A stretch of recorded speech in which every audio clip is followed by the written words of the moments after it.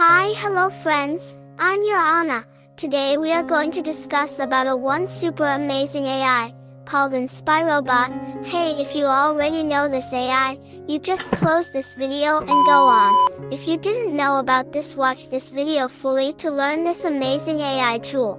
So why are we waiting for? Let's dive into this video. First go to any browser and type inspirobot.me. And then you will see the home page of the website of InspiroBot, the left top at the logo name, and enter Mindfulness Mode, and about of this website, and my quotes and Inspiro merch, which is used for print-on-demand business where you can sell your design or quotes to your t-shirts, shirts, mugs, phone case, etc., for without investment to earn money.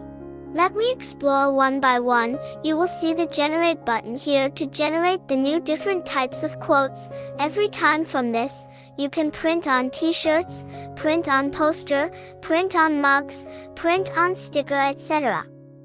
to your business to earn money through that. Now let me explore the enter Mindfulness Mode.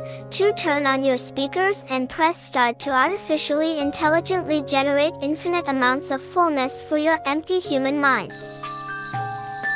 Fame is actually a form of mating ritual.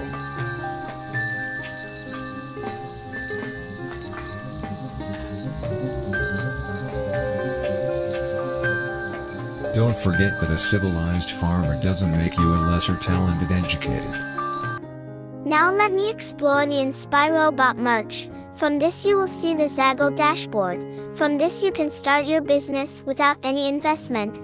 In this website you need to create and design, or you can use the quotes from the InspiroBot to bring here to make a t-shirt, shirts, mugs, phone cases, etc. If anyone buys that, you will get a commission from that. If you need a complete information about this business, tell me on the comment, I will do a video of that.